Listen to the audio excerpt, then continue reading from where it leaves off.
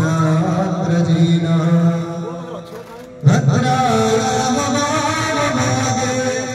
रथ चरण जुता ब्रह्मरुद्रेन्द्र वन्द्या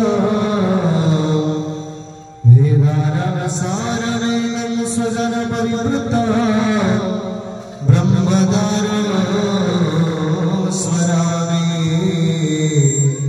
धार ब्रह्मा नमामि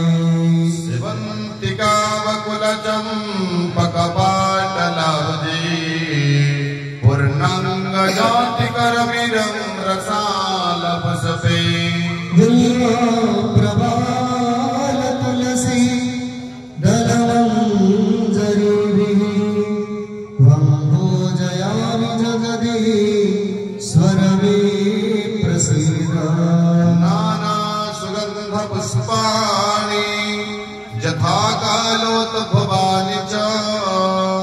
पुष्पाञ्जलि मया दत्त्वा गृहाणं परमेश्वर